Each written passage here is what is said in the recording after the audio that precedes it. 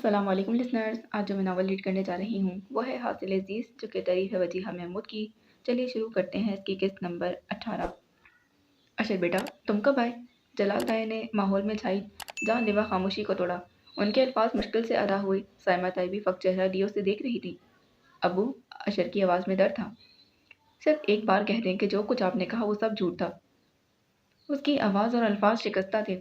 जलाल ताया को अंदाज़ा हो चुका था कि वो सब सुन चुका था और अब बहुत देर हो चुकी थी। वो खामोश रहे। कुछ तो बोले अबू। सिर्फ एक बार कह दें कि जो कुछ मैंने सुना है वो सब झूठ था। वो चिल्लाया। साइमा ताई ने कदम उसकी जानिब बढ़ाए कि अशर ने हाथ उठाते उन्हें रोका था। वहीं रुक जाए अम्मी, वो सख्ती से बोला था। साइमा ताई के कदम वहीं रुक गए। आपकी इस खामोशी में क्या मतलब समझूं मैं? अबू, वो रुका। जलाल ताया की आंखों में देखा कि मेरा बाप, जिसे मैं अपना सबसे बड़ा खैर ख्वाह, अपना हमदर्द मानता था, वो उसके अल्फाज टूट गए थे। आपको ये सब करते एक बार भी मेरा ख्याल नहीं आया? अबू, ये सब जानने के बाद मेरा क्या होगा? उसकी आंखें नम होने लगी थीं, जबकि सामने खड़े जलाल ताया और साइमा ताई के पास कहने को कुछ नहीं था।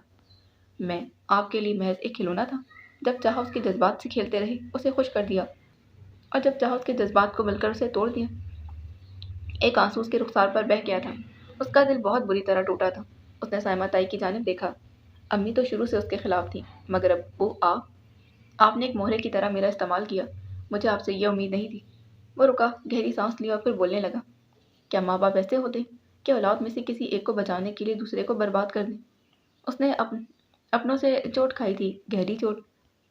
सब सच जानने के बावजूद भी आपने मुझे धोखे में रखा अब्बू। मगर उसने सख्ती से अपने बहते आंसू साफ किए। कसूर आपका नहीं, कसूर तो मेरा है।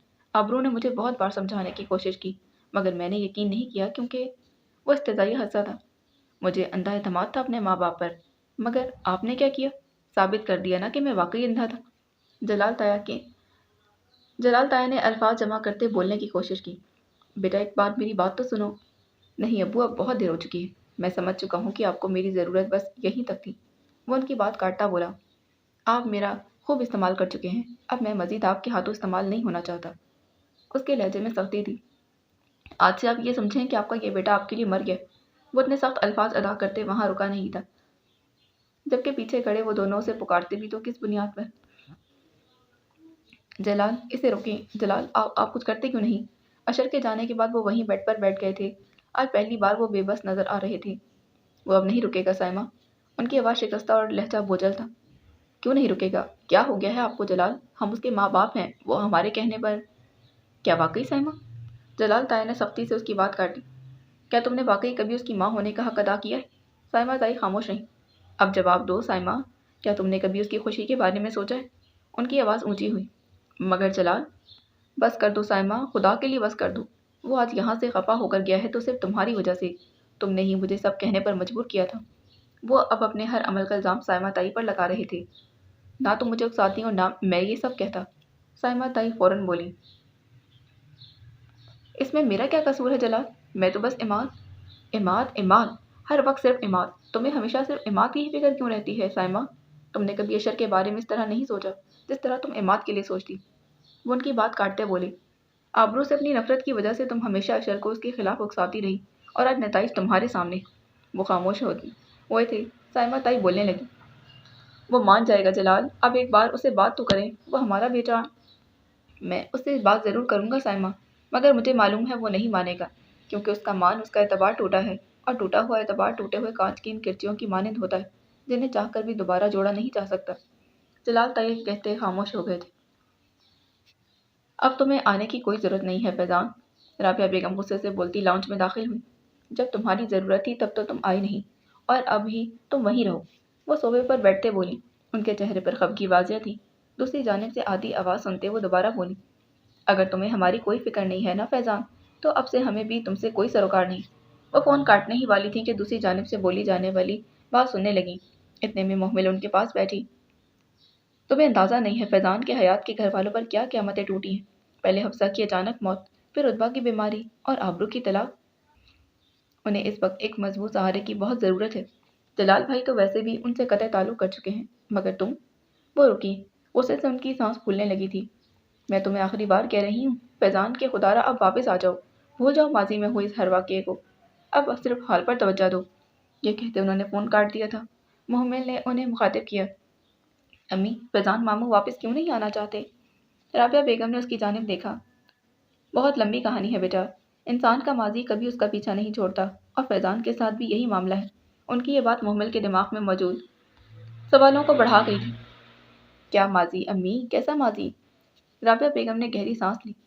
تم پوچھ ہی چکی ہو تو پھر سنو، آخر ایسی کیا وجہ ہے جو فیضان اپنے خونی رشتوں کے پاس واپس نہیں آنا چاہتا؟ ایک عرصے سے ماضی کی بند پڑی کتاب سے دور ہٹاتے رابعہ بیگم آج اس میں موجود کچھ رازوں سے پردہ ہٹانے والی تھی۔ فیضان کو شروع سے ہی پڑھنے کا بہت شوق تھا۔ وہ کالج کے بعد اپنی تعلیم حاصل کرنے کے لیے کراچی جانا چاہتا تھا، کیونکہ اس وقت ہمارے علاقے میں کوئی بھی اچھی یونیورسٹی موجود نہیں تھی۔ ابو نے اسے بہت مشکل سے اجازت دی تھی، کیونکہ وہ چاہتے تھے کہ فیضان جو بھی پڑھنا چاہتا ہے وہ ان کی آنکھوں کے سامنے رہ کر پڑھے۔ مگر فیضان امی کا بہت لاڈلا تھا اور امی کے اصرار پر ابو کو ماننا ہی پڑا۔ وہ رکی تھی، محمل کی جانب دیکھا جو غور سے ان کی بات سن رہی تھی۔ مگر پھر وہی ہوا جس کا ڈر تھا۔ فیضان اپنی یونیورسٹی میں کسی لڑکی کو پسند کرنے لگا تھا۔ اس نے کسی کو بھی اس کی خبر نہ ہونے دی، مگر اس طرح کی باتیں زیادہ دیر چھپتی بھی نہیں۔ اس کے ڈگری مکمل ہوتے ہی امی نے اسے واپس بلا لیا تھا، جس پر اس کا انکار سب کو شک میں مبتلا کر گیا۔ فیضان کو کراچی میں ایک جاب مل گئی تھی، جسے اس نے کراچی رہنے کے لیے بہانے کے طور پر استعمال کیا۔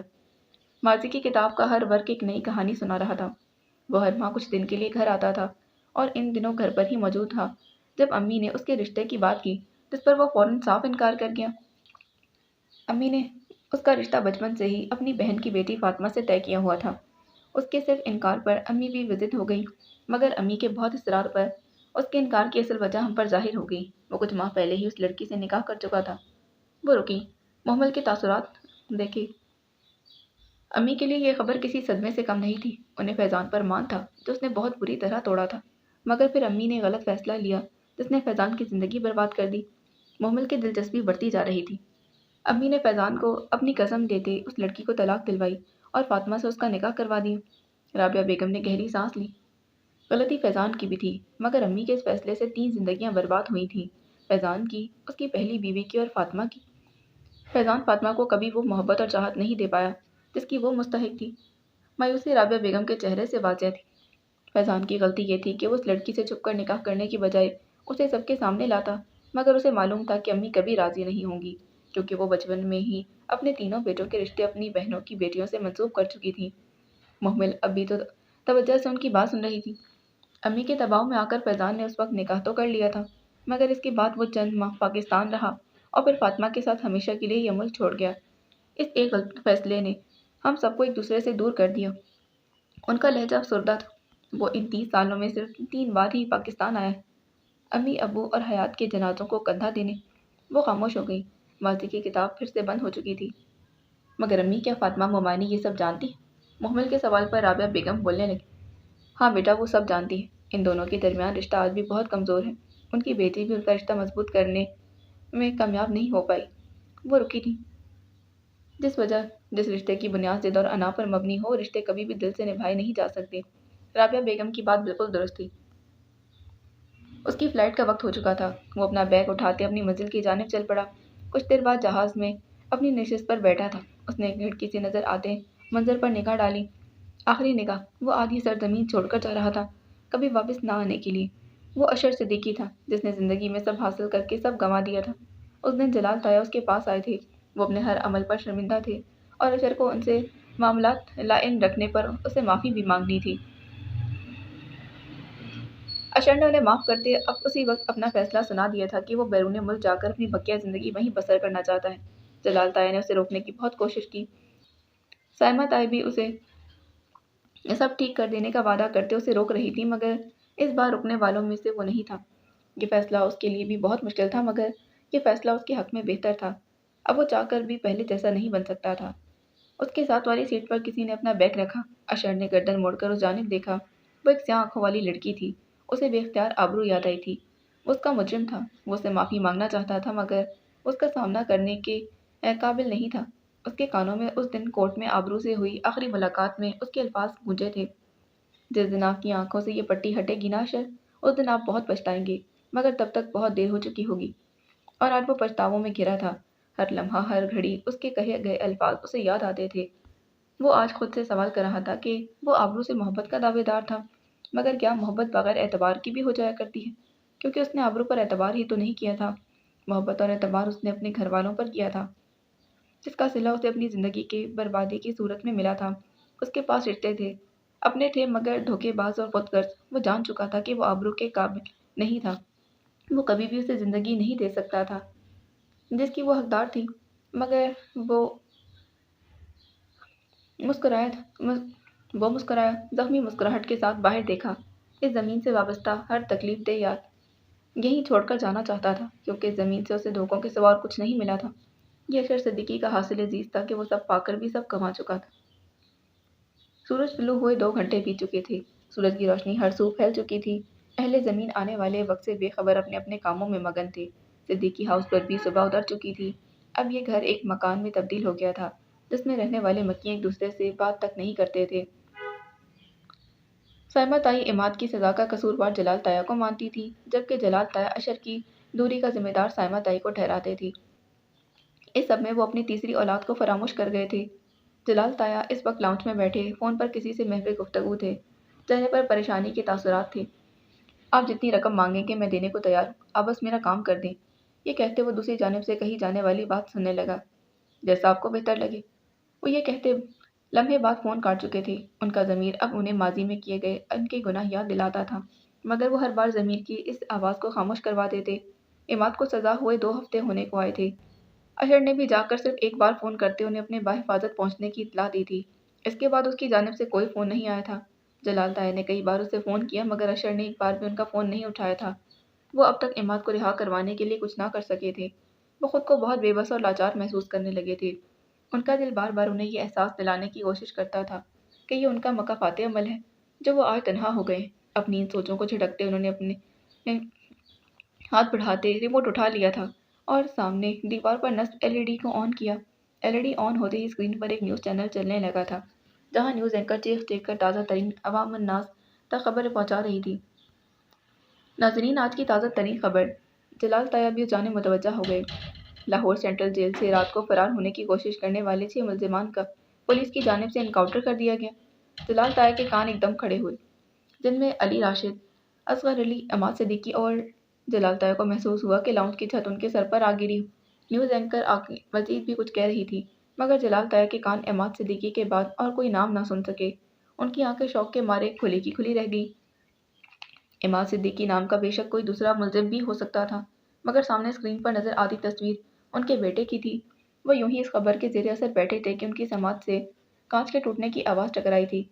फौरन पलटे जहां साइमा ताई खड़ी थी। बर्तन उन्हीं के हाथों से गिरा था। वो फटी फटी आंखों से स्क्रीन पर चलती इमाद की तस्वीर के साथ मुंसलिक खबरें देख रही थी, जबकि उनके हिलते हुए लब सिर्फ एक ही नाम पुकार रहे थे, इमाद, इमाद। उनके हाथ से टूटे बर्तन की किरचियां जमीन पर बिखरी थीं, जिस तरह इस घर के मकीन बिखर चुके थे। मकाफात अमल की चक्की दूसरे चक्कर का आगाज हो चुका था, जिसमें इस बार हर शख्स को उसके किए के अमल का बदला मिलने वाला था। 6 माह बाद सुबह के 7 बज चुके थे। सूरज की किरणें तारीक आसमान को मुनव्वर कर रही थी। चरिंद परिंद अपने रब की हम्दो सना करते अपने रिज़्क़ की तलाश में अपनी मंजिल की जानिब रवां थे। सूरज की चंद किरणें इस एक मंजिला मकान के गेट पर लगी तख्ती पर पड़ी थीं। उस पर लिखे हयात सिद्दीकी के नाम को रोशन कर रही थीं, जबकि घर के मकीन इस वक्त अपने अपने कामों में मसरूफ थे। किचन में मौजूद इस्बा ने कप ट्रे में रखते चूल्हे पर रखा चाय का बर्तन उठाया और आग बंद करते चाय कपों में डालने लगी। चाय के 3 भाप उड़ाते कप ट्रे में रखे और अब उसका रुख लाउंज की जानिब था। लाउंज में पहुंचते उसने ट्रे टेबल पर रखी और खफगी भरे तासुरात चेहरे पर सजाते सामने सोफे पर बैठी थी। सोलह बेगम को मुखातिब किया, जो हाथ में तस्बीह पकड़े हिलते लबों के साथ इस्बा को ही देख रही थी। अम्मी, अब आप देख लें इन दोनों को। नाश्ता बड़ा ठंडा हो गया है, मगर ये दोनों अभी तक नहीं आए। इससे पहले कि सोलिया बेगम कुछ कहती, कमरे से हुरम की आवाज़ उनके समात से टकराई, तो यकीनन इस्बा की बात सुन चुकी थी। मैं बस 5 मिनट में आ रही हूँ आपी। उसके जवाब पर इस्बा ने नफ़ी में गर्दन हिलाते सर झटका, गोया कहना चाहती हो कि इनका कुछ नहीं हो सकता। जबकि कमरे में मौजूद हुरम बालों को कोनी में कैद करते अब बेड पर पड़े शूज़ पहनते। कुछ ही लम्हे बाद वो उठ खड़ी हुई और आईने के सामने जाते दुपट्टा सेट करने लगी। वो कि वॉशरूम का बंद दरवाज़ा खुला और हल्के आसमानी रंग की लॉन्ग फ्रॉक के साथ हम रंग की ट्राउज़र पहने रुतबा बाहर आई थी। एक नज़र हुरम पर डालते अलमारी की जानिब कदम बढ़ाते उसमें रखा अपना बैग निकालते अपने बेड पर आ बैठी। बैग में मौजूद अपनी चीज़ों का जायज़ा लेते उसने बैग को बंद करते साइड टेबल पर रखा कि नज़र हुरम के बेड पर पड़ी थी। जिसकी बेड शीट बेढंगे अंदाज में आधी बेड के ऊपर और आधी फर्श पर मौजूद थी। उसने माथे पर बल डाले हुर्रम को मुखातिब किया, जो अपना कॉलेज बैग उठाए बाहर जाने के लिए तैयार थी। हुर्रम, वहीं रुक जाओ। पहले अपने बेड की हालत दुरुस्त करो, फिर जाना। रुतबा की आवाज़ पर उसके बढ़ते कदम रुके। पलटकर पहले रुतबा और फिर अपने बेड की जानिब देखा। मैं लेट हो रही हूँ रुतबा, ये तुम सेट कर दो प्लीज़। वो चेहरे पर बेचारगी के तासुरात सजाए बोली, जिस पर रुतबा ने फौरन जवाब दिया, बिल्कुल नहीं, मैं ये ठीक नहीं करूँगी। नफ़ी में गर्दन हिलाते वो कुछ कदम उठाती ड्रेसिंग टेबल के सामने गई। हुर्रम दोबारा बोली, प्लीज़ रुतबा, मैं लेट हो रही हूँ। इससे पहले कि रुतबा जवाबन कुछ कहती, बाहर से आती इसबा की आवाज़ पर हुर्रम ऊंची आवाज़ में प्लीज़ कहती बाहर भाग गई थी, जबकि पीछे खड़ी रुतबा उसे तब तक घूरती रही जब तक उसकी नज़रों से ओझल ना हो गई। अफसोस में सर हिलाते वो बेडशीट ठीक कर रही थी। कुछ लम्हे बाद वो दोबारा ड्रेसिंग टेबल के सामने आई और बालों में लगा कैचर उतारते अपने बाल संवारने लगी। इन 6 माह में उसकी ज़िंदगी में बहुत तब्दीलियाँ आई थीं। इस एक वाक़ये ने उसकी ज़िंदगी को बदल कर रख दिया था। शुरू में उसे दोबारा इन लोगों का सामना करने और वापस यूनिवर्सिटी जाने में बहुत मुश्किल पेश आई थी, मगर अब वो खुद को बहुत मजबूत बना चुकी थी। जब भी वो दोबारा कमज़ोर पड़ने लगती तो उसे आबरू की कही बात याद आ जाती।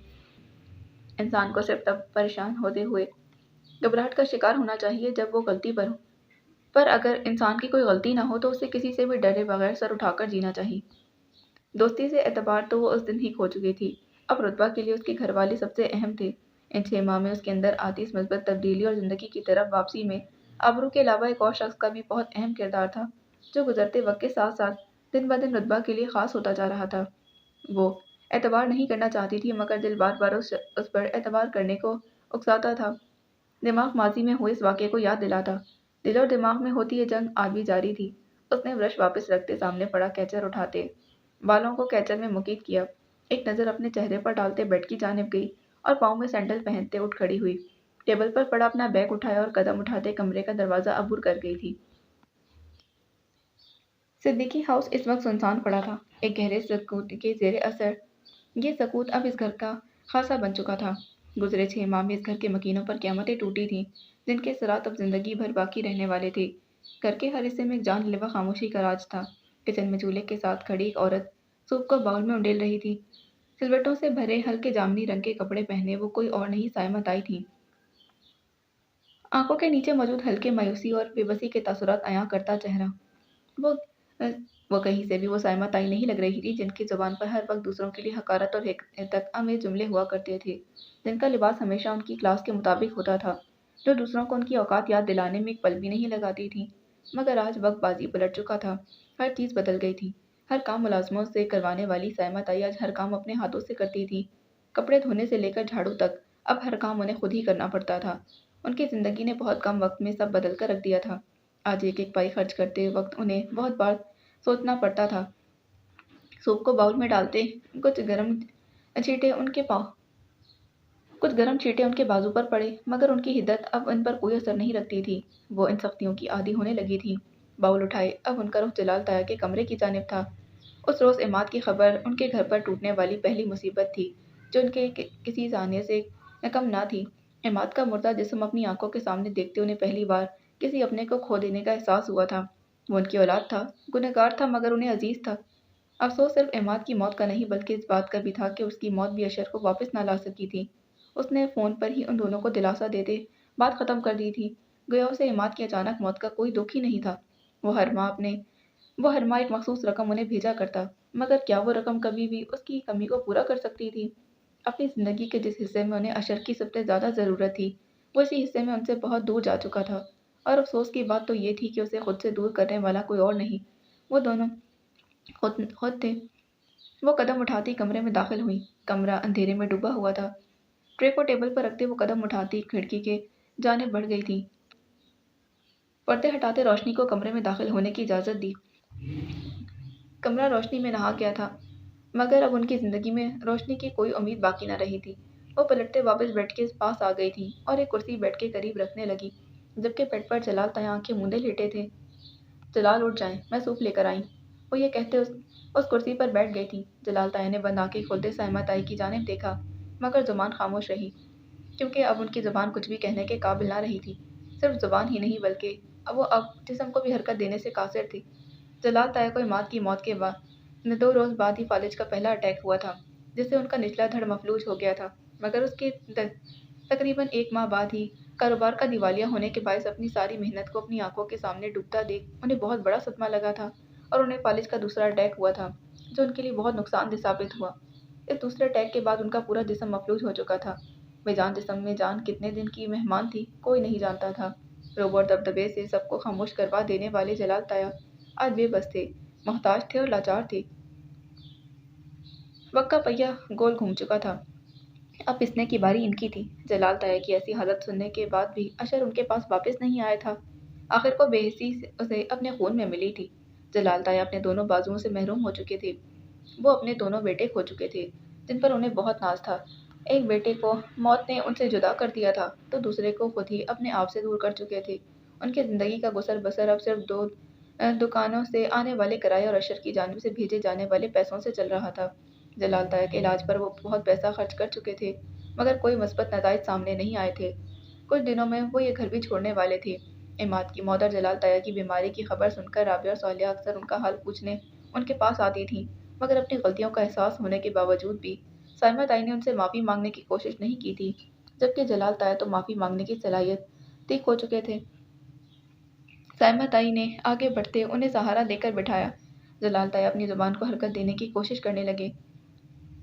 रा रा रा मुश्किल बमुश्किल हलक से आवाज़ आते ये अल्फाज अदा हुए थे, जबकि साइमा ताई उनकी बात समझते हुए बोली, बात तो हुई थी मेरी राबिया से, कह रही थी कि आज शाम में आएगी। ये कहते वो बाउल उठाने ही लगी थी कि जलाल ताया की आवाज़ दोबारा उनकी समाज से टकराई। प प प साइमा ताई ने गहरे सांस लिया था। वो समझ गई कि वो क्या कहना चाह रहे हैं। निकाल ली है मैंने वो फाइल और आज राबिया आएगी तो उसे दे दूंगी। आप परेशान मत हों। साइमा ताई जानती थी वो किस फाइल का जिक्र कर रही हैं। एक बोझ था जो वो अपने कंधों से उतारना चाहते थे। साइमा ताई का जवाब सुनते वो खामोश हो गए, जबकि साइमा ताई बाउल उठाते उन्हें सूप पिलाने लगी। खिड़की से आती सूरज की रोशनी आज भी टेबल पर पड़ी इस फाइल पर तहदीर नाम को रोशन कर रही थी, जबकि इस नाम की मालिक पास पड़े बेड पर बैठे फाइल हाथ में लिए उस पर कुछ लिखने में मसरूफ थी। खुले स्याह बाल पुष्ट पर बिखरे हुए थे। गीले बालों से गिरते पानी की बूंदें अब थम चुकी थीं।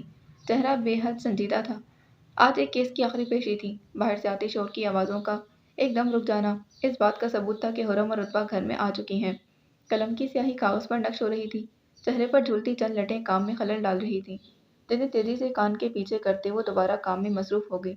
तकरीबन 5 मिनट बाद अपनी तहरीर पर एक निगाह डाली थी। उसने फाइल बंद करते साइड टेबल पर रखी कि नज़र टेबल पर पड़ी कैलेंडर पर मौजूद आज की तारीख पर पड़ी थी। साइमा ताई चेहरा एकदम सपाट हुआ। आज इस वाक़ये को 6 माह हो गए थे, जिसने उसकी ज़िंदगी पर एक गहरा असर छोड़ा था। उसकी शख्सियत, उसकी ज़ात पर ताहियात इस वाक़ये का असर बाकी रहने वाला था। कैलेंडर से नज़रें हटाते वो उठ खड़ी हुई, मगर दिमाग अब भी 6 माह कबल हुए वाक़ये के ज़ेर असर था, जब एक के बाद एक बुरी खबर इनको हैरान कर रही थी। अशर का उसे तलाक देकर यूँ एकदम मुल्क छोड़कर चले जाना आज भी उनके लिए एक सवालिया निशान था, और यूं ही एकदम इमाद की मौत की खबर उन तक पहुंचना उन्हें हैरत में मुब्तला कर गया था। वो हरगिज़ ये नहीं चाहते थे कि वो यूं मौत इसका मुकद्दर बने। वो तो सिर्फ उसे उसके गुनाहों की सज़ा दिलवाना चाहते थे, मगर कुदरत को शायद यही इसका अंजाम ऐसे ही मंजूर था। इमाद की मौत के कुछ अरसे बाद ही जलाल ताया की बीमारी, उनके कारोबार का दिवालिया हो जाना, एक ही ख़ानदान पर यूं पै दर पै मुसीबतों का टूटना उन सब के लिए हैरत और तशवीश का सामान था। मगर ये बात भी वाज़ेह थी कि ये कुदरत का इंसाफ है, मकाफ़ात अमल है। खुदा की लाठी बड़ी बेआवाज़ मगर पुरज़ोर होती है, इंसान को ऐसा गिराती है कि वो दोबारा कभी उठ ही नहीं पाता। और यही हाल जलाल ताया के ख़ानदान का हुआ था। आबरू ने इन सोचों को झटकते कदम बाहर की जानिब बढ़ाए थे, जहाँ अज़बा और सालिया बेगम नाश्ते पर इसकी मुंतज़िर थीं। आबरू की ज़िंदगी का मकसद पहले भी अपनों के लिए जीना था, और आज भी वो यही मकसद लिए ज़िंदगी गुजार रही थी। फ़र्क सिर्फ इतना था कि अब वो अपनी ज़ात को फरामोश करने लगी थी। उसने अपने लिए सोचना छोड़ दिया था। सड़क पर दौड़ती स्याह लैंड क्रूज़र अपनी मंजिल की जानिब रवां थी। शीशों के पार मौजूद इंसान की शिनाख्त उनकी स्याही के बायस अयां न थी। कुछ देर बाद गाड़ी अपनी मंजिल लाशारी टेक्सटाइल्स की पुरसताइश बिल्डिंग के सामने से गुजरती पार्किंग एरिया में जा रुकी। गाड़ी से उतरने वाला शाहजैन लाशारी था। गाड़ी से उतरते अब उसका रुख बिल्डिंग की जानिब था। गाड़ी की चाबी को हाथ में घुमाते वो अंदर दाखिल हुआ। हमेशा की तरह पोनी में बंधे बाल, स्याह ड्रेस पैंट के साथ सफ़ेद शर्ट पर पहना स्याह कोट, चेहरे पर बेनियाजी का दायमी अंसर लिए वो कदम उठाता रिसेप्शन के सामने से गुजरा, چہرے کے تاثرات آج بھی پہلے جیسے تھے، فرق تھا تو صرف لاپرواہی کی جگہ لیتی سنجیدگی کا۔ ریسیپشن کے سامنے سے گزرتے وقت اس کا رخ فیاض صاحب کے آفس کی جانب تھا۔ وہ جہاں جہاں سے گزر رہا تھا وہاں موجود ہر شخص اسے ہی دیکھ رہا تھا۔ کچھ لوگوں نے گزرتے اسے سلام کیا، جسے نظر انداز کرتا وہ آگے بڑھ گیا۔ فیاض صاحب کے آفس کے باہر موجود ان کا اسسٹنٹ اسے اس جانب آتا دیکھ کر اپنی جگہ سے اٹھ کھڑا ہوا۔ شاہزین نے اس کی جانب دیکھتے ایک اشارہ کیا، گویا پوچھ رہا ہو کہ فیاض صاحب اندر موجود، جس پر اسسٹنٹ کا اس بات میں ہلتا سر دیکھ کر وہ اندر داخل ہوا۔ شاہزین لاشاری کو اپائنٹمنٹ کی کیا ضرورت تھی؟ وہ صرف اس کمپنی کا پاور آف اٹرنی ہی نہیں بلکہ شیئر ہولڈر بھی تھا۔ اتنے میں ایک شخص باہر بیٹھے اسسٹنٹ کی ٹیبل کے پاس آ رکا۔ بہت دیر بعد نظر آئے ہیں شاہزین سر، وہ اسسٹنٹ کو مخاطب کرتے بولا، جبکہ نظریں فیاض صاحب کے آفس کے بند دروازے کی جانب تھیں۔ ہاں دراصل شاہزین سر پچھلے 4 ماہ سے سنگاپور تھے، کل ہی تو ان کی واپسی ہوئی ہے۔ اس کے جواب پر سامنے کھڑے شخص نے سمجھتے ہوئے اس بات میں سر ہلا دیا۔ شاہزین پورے 4 ماہ بعد سنگاپور سے واپس آیا تھا، جہاں جانے کا مقصد صرف بزنس سے متعلق کام ہی نہیں بلکہ ذہنی سکون کی تلاش بھی تھا۔ وہ ان گزرے مہینوں میں بہت ڈسٹرب رہنے لگا تھا، اسے ہر چیز سے بیزاری محسوس ہونے لگی تھی۔ طبیعت میں آتے اس چڑچڑے پن کی آخر کیا وجہ تھی وہ خود بھی انجان تھا۔ اس کیفیت سے چھٹکارا حاصل کرنے کے لیے اس نے خود کو بزنس کے معاملات میں مصروف کر لیا تھا۔ یعنی اب ایک بار پھر سب کی شامت آنے والی۔ اس شخص کی بات پر کرسی پر بیٹھے اسسٹنٹ نے ہنستے اس بات میں سر ہلا دیا۔ انہیں معلوم تھا شاہزین چاہے اپنی لاپرواہی میں بڑے سے بڑا نقصان کر دے، مگر دوسروں کی چھوٹی سے چھوٹی غلطی پر بھی ان کی خوب بے عزتی کرتا تھا۔ جبکہ فیاض صاحب کے آفس کے دروازے کے اس پار فیاض لاشاری کی آواز گونج رہی تھی۔ مجھے ابھی کال آئی تھی ہمدانی صاحب کی، کافی تعریف کر رہے تھے تمہاری۔ نظریں سامنے بیٹھے شاہزین لاشاری پر تھیں، جو کرسی کی اس سے ٹیک لگائے مزے سے ان کی باتیں سن رہا تھا۔ ان کی اس بات پر وہ مسکرایا تھا۔ آپ کے علاوہ سبھی میری تعریف کرتے ہیں ڈیڈ، فخری انداز میں کہتا وہ فیاض لاشاری کو مسکرانے پر مجبور کر گیا تھا۔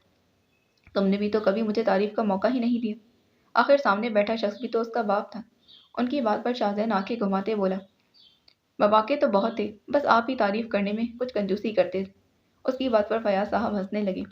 وہ اس کی کام کو لے کر سنجیدگی پر کافی خوش تھے۔ وہ ہمیشہ سے یہی چاہتے تھے کہ شاہزین بزنس کے معاملات آگے بڑھ کر ڈیل کرے، ان کے بعد ان کا بزنس سنبھالے۔ چلو اگر تمہیں ایسا لگتا ہے تو آج تمہاری تعریف کرتے تمہارا گلہ دور کر دیتے ہیں۔ یس پلیز، شاہزین نے گویا انہیں اپنی تعریف کے لیے چنے گئے الفاظ بولنے کی اجازت دی تھی۔ مجھے بہت خوشی ہے کہ تم نے بزنس کے معاملات میں سنجیدگی کا مظاہرہ کرتے سنگاپور جا کر بہترین کانٹریکٹس ہماری کمپنی کے نام کروائے۔ وہ رکے، نظریں سامنے بیٹھے شاہزین پر تھیں۔ آئی ایم سو ہیپی کہ تمہیں اپنی ذمہ داریوں کا احساس ہوا، چاہے لیٹ ہی صحیح پر ہوا۔ تعریف کے ساتھ بھی آپ طنز کرنا نہیں بھولے۔ اشارہ فیاض لاشاری کی آخری بات کی جانب تھا۔ دونوں کے چہرے پر مسکراہٹ تھی۔ ماحول پرسکون اور خوشگوار ہو گیا تھا۔ دونوں کے درمیان موجود رشتے میں مثبت تبدیلی آئی تھی۔ جس کی عمر کتنی تھی وہ دونوں ہی انجان تھے۔ وہ سیڑھیاں اترتی نیچے آئیں اور قدم لاؤنج کی جانب بڑھا دیے تھے۔ لاؤنج میں پہنچتے ہاتھ میں موجود فائلز کو ٹیبل پر رکھ کر صوفے پر بیٹھ گئی تھی۔ ٹیبل پر موجود فائلز میں سے ایک فائل اٹھاتے ایک نظر سامنے لگی گھڑی کی جانب دیکھا، جو دوپہر کا 1 بجا رہی تھی۔ گھڑی سے نظریں ہٹاتے ہاتھ میں پکڑی فائلز کھولی اور فائل میں درج تحریر پڑھنے لگی۔ ابھی کچھ ہی دیر گزری کہ خالدہ ان کے پاس آئیں اور ہاتھ میں پکڑا جوس کا گلاس ان کی جانب بڑھاتے انہیں مخاطب کیا، باجی یہ لیں جوس۔ سبرینا نے فائل سے نظریں ہٹاتے اس کی جانب دیکھا اور اسے جوس ٹیبل پر رکھنے کا اشارہ دیتے دوبارہ فائل کی جانب متوجہ ہوئیں، جبکہ خالدہ نے گلاس ٹیبل پر رکھتے دوبارہ سبرینا کو مخاطب کیا، باجی میں نے سارا کام کر لیا ہے، اب میں گھر جاؤں۔ سبرینا نے دوبارہ اس کی جانب دیکھا کہ ذہن میں خیال آیا، تاشفین کا کمرہ صاف کیا؟ جی باجی کر دیا۔ اچھا ٹھیک ہے جاؤ، مطمئن ہوتے جواب دیا اور سامنے پڑا جوس کا گلاس اٹھانے لگی کہ سامنے کھڑی خالدہ نے ایک نظر اپنے ارد گرد ڈالتے دوبارہ سبرینا کو مخاطب کیا، باجی آپ سے ایک بات پوچھوں؟ سبرینا نے اس بات میں سر ہلاتے اسے بولنے کی اجازت دی۔ آپ کو اس خاموشی سے وحشت نہیں ہوتی؟ میرا مطلب اتنا بڑا گھر اور اس میں اتنا وقت آپ اکیلی۔ اس نے بات ادھوری چھوڑ دی۔ اس کی بات پر سبرینا مسکراتے بولی، بالکل ہوتی، مگر کیا کریں مجبوری ہے، بچے اپنے اپنے کاموں میں مصروف ہوتے ہیں اور میں گھر پر۔ پچھلے چند ماہ سے وہ ٹرسٹ کا سارا کام گھر سے دیکھتی تھی، وجہ صحت کا ساتھ نہ دینا تھا، اسی لیے وہ صرف ہفتے میں 1 دن ہی ٹرسٹ جا پاتی تھی۔ تو باجی آپ اس خاموشی کو دور کرنے کے لیے کوئی حل تلاش کریں نا۔ کیسا حل؟ سوال فوری تھا۔ بلکہ آپ کو حل ڈھونڈنے کی کیا ضرورت، آپ کے پاس تو حل پہلے سے ہی موجود ہے۔ سبرینا اس کی باتوں سے الجھنے لگی، جو کہنا ہے کھل کر کہو۔ سبرینا کی بات پر وہ بولنے لگی، دیکھیں باجی، آپ کے بچے ماشاءاللہ اب جوان ہو گئے، آپ ان کی شادی کر دیں، گھر پر ان کی بیویاں آئیں گی، بچے ہوں گے تو رونق ہی رونق ہوگی۔ اس کی بات پر سبرینا ہنسنے لگی، جس پر وہ خاموش ہو گئی، مگر لمحے کے توقف کے بعد پھر بولنے لگی، اس بارے میں ضرور سوچیے گا باجی، اب میں چلتی ہوں، اللہ نگہبان۔ وہ یہ کہتے وہاں سے چلی گئی تھی۔ اس کے جاتے سبرینا نے نفی میں گردن ہلاتے سر جھٹکا، چہرے پر موجود مسکراہٹ ایک دم غائب ہوئی۔ معاملہ واقعی غور طلب تھا۔ یہ خاموشی اب انہیں بھی بہت تنگ کرنے لگی تھی۔ اتنا وقت گھر میں اکیلے گزارنا آسان نہیں تھا۔ وہ خود بھی اس خاموشی کو دور کرنا چاہتی تھی، اور اس سلسلے میں انہوں نے ایک بار پھر تاشفین سے بات کی تھی۔ جو اس کا گلاس ٹیبل پر رکھتے وہ گہری سوچ میں گم ہو گئی تھی۔ آبرو کی طلاق کے تقریباً 4 ماہ بعد انہوں نے تاشفین سے دوبارہ اس کے رشتے کا ذکر چھیڑا تھا، اور آبرو کے متعلق بات کی، جس پر تاشفین نے انہیں ایک نامکمل جواب دیتے اور اس پر کچھ وقت مانگا تھا۔ اس کے مطابق اتنی جلدی ان سے بات کرنا مناسب نہیں تھا، اور وہ چاہتا تھا کہ اس بار وہ خود آبرو سے بات کرے۔ وہ آبرو کی مرضی جان کر ہی رشتے کی بات کا آغاز کرنا چاہتا تھا، اور اب تاشفین کی جانب سے دیا گیا انتظار کا دورانیہ 2 ماہ طویل ہو گیا تھا، مگر اس کی جانب سے کوئی جواب نہیں آیا تھا۔ سوچوں کے جال سے آزاد ہوتے سبرینا نے سامنے پڑا جوس کا گلاس اٹھاتے لبوں سے لگا لیا تھا۔ وہ سوچ چکی تھی کہ اب انہیں سنجیدگی سے ہر قدم اٹھانا ہوگا، بقول خالدہ کہ اپنے گھر کی رونق کے لیے انہیں ہی کچھ کرنا ہوگا۔ جوس کا گلاس خالی کرتے وہ اٹھ کھڑی ہوئیں۔ ارادہ اپنے دماغ میں آئے خیال کو عملی جامہ پہنانے کا تھا۔ آپ بے فکر رہیں، مجھے پوری امید ہے کہ اگلی پیشی میں فیصلہ ہو جائے گا۔ وہ فون کان سے لگائے سامنے بیڈ پر پڑے کاغذات کو فائل میں رکھ رہی تھی۔ جی انشاءاللہ۔ فائل میں آخری کاغذ رکھتے فائل بند کی اور کان سے لگا فون سامنے کیا۔ کال کاٹتے اٹھ کھڑی ہوئی، فائل کو ٹیبل پر رکھتے کمرے سے باہر کا رخ کیا، جہاں پر رابعہ پھپھو اس کی منتظر تھی۔ آج رابعہ بیگم ایک امانت ان کے سپرد کرنے آئی تھی، جو 7 سال سے جلال طاہر کے پاس تھی۔ یہ اس جگہ کے کاغذات تھے جو فیاض لاشاری نے حیات صاحب کی وفات پر ان کے گھر والوں کے نام کی تھی۔ حیات صاحب ان کے ایک بہت خاص اور پرانے امپلائی تھے۔ اسی جائیداد کی لالچ میں جلال طاہر نے آبرو اور اس کے گھر والوں پر طرز میں لپٹی ہوئی عنایتیں کی تھیں، مگر قدرت نہیں چاہتی تھی کہ یہ امانت اپنے حقدار کے سوا کسی اور کے پاس جائے۔ آبرو نے لانچ میں آتے رابعہ بیگم کو سلام کیا اور صالحہ بیگم کے ساتھ بیٹھتے ان سے باتیں کرنے لگی۔ کچھ دیر بعد رابعہ بیگم نے اپنے ہاتھ میں تھامی فائل آبرو کی جانب بڑھا دی تھی۔ آبرو بیٹا، یہ فائل مجھے جلال بھائی نے دی ہے، وہ تمہید باندھنے بولنے لگی۔ یہ فائل اور اس کے متعلق ہر بات جو سائمہ تائی نے انہیں بتائی تھی، وہ ان سب کے لیے کافی حیران کن تھی، مگر وہ اپنے بھائی اور بھابھی کی فطرت سے بخوبی واقف تھی۔ یہ تم سب کی امانت ہے بیٹا۔ وہ ایک نظر صالحہ بیگم کی جانب دیکھتے بولی۔ آبرو نے ہاتھ آگے بڑھاتے وہ فائل تھامی، اس سے کھولا۔ وہ فائل میں درج تمام تفصیلات پڑھنے میں مصروف تھیں، جبکہ پس منظر میں رابعہ بیگم جلال طاہر کا پیغام ان تک پہنچا رہی تھیں۔ اس امانت کے بارے میں آبرو آج سے 4 سال قبل جان گئی تھی۔ اسے معلوم تھا کہ جلال طاہر اگر سائمہ تائی کے خلاف جا کر ان کے لیے کوئی بھی فیصلہ کر رہے ہیں تو اس کی وجہ ان کے دل میں اپنے بھائی کے گھر والوں کے لیے موجود محبت نہیں بلکہ کچھ اور ہے۔ اس وقت اس بارے میں سب جان لینے کے باوجود بھی آبرو کی خاموشی کی وجہ صرف اپنی پڑھائی تھی، مگر گزرتے وقت کے ساتھ اس کی مجبوریوں میں اضافہ ہوتا چلا گیا۔ رابعہ بیگم اپنی بات مکمل کرتے خاموش ہوئیں اور منتظر نظروں سے آبرو کی جانب دیکھتے بولیں، وہ تم لوگوں کے ساتھ کی گئی اپنی ہر جاتی پر بہت شرمندہ ہے۔ اگر تم وہ خاموش ہو گئی، صرف ایک بار ان سے مل لو، وہ تم سے معافی مانگنا چاہتے ہیں بیٹا، شاید اس طرح ان کی تکلیف کم ہو جائے۔ ان کے لہجے میں اپنے بھائی کے لیے فکر تھی۔ انہوں نے ہمارے ساتھ کوئی زیادتی نہیں کی پھپھو، بلکہ ان کا ہر عمل انہی کے لیے مشکل کا سامان بنا ہے۔ آبرو نے بات کرتے فائل بند کی۔ آپ پریشان نہ ہوں، میں امی کے ساتھ جاؤں گی ان کی عیادت کرنے۔ وہ اپنی بات مکمل کرتے اٹھ کھڑی ہوئی اور قدم اٹھاتے واپس اپنے کمرے کی جانب بڑھ گئی۔ آبرو کے جاتے ان دونوں کے درمیان ایک عجیب سی خاموشی حائل ہو گئی، جسے صالحہ بیگم کی آواز نے توڑا تھا۔ آفاقی واپسی کب ہے رابعہ؟ ان کے سوال پر رابعہ بیگم کو فوراً اپنے آج یہاں آنے کا دوسرا مقصد یاد آیا تھا۔ رات کو بات ہوئی تھی، اسی ہفتے کا کہہ رہا تھا۔ صالحہ بیگم کی جانب دیکھتے بولی، مجھے آج تم سے ایک اور اہم بات کرنی تھی۔ ان کی اس بات پر صالحہ بیگم نے اس بات میں سر ہلاتے انہیں بولنے کی اجازت دی۔ بہت عرصہ ہو گیا، خوشیاں ہم سے روٹ سی گئی، لمحے کا توقف کیا تھا، اسی لیے میں چاہتی ہوں کہ ہم اپنے بچوں کے فرض سے سبکدوش ہو جائیں۔ ان کا اشارہ کس جانب تھا صالحہ بیگم سمجھ گئی تھی۔ وہ ہمہ وقت خوش بھی تھیں اور افسردہ بھی، مگر میں نہیں چاہتی کہ بڑی بہن کے گھر ہوتے ہوئے ہم اس بات کی شادی کا سوچیں۔ صالحہ بیگم کے دل میں پیدا ہوتے اس خدشے کو رابعہ بیگم اپنی زبان پر لے آئیں۔ اسی لیے میں چاہتی ہوں کہ تم آبرو کے لیے رشتہ تلاش کرو، میں بھی کوشش کرتی ہوں۔ اپنی بات مکمل کرتے وہ خاموش ہوئی تھیں۔ میں خود بھی یہی چاہتی ہوں، तुमने मेरे दिल की बात की है राबिया, मगर मसला आबरू का है, वो इतनी आसानी से नहीं मानेगी। सौल्या बेगम ने अपना खदशा जाहिर किया।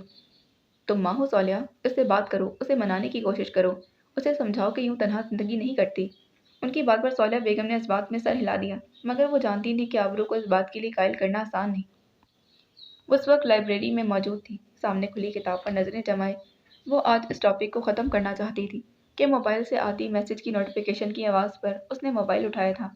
एक सरसरी नज़र डालते इरादा मोबाइल को वापस रखने का था, मगर सामने जगमगाता नाम देखकर वो पहले एकदम चौंकी, फिर लबों पर मुस्कुराहट लिए उसने मैसेज खोला था।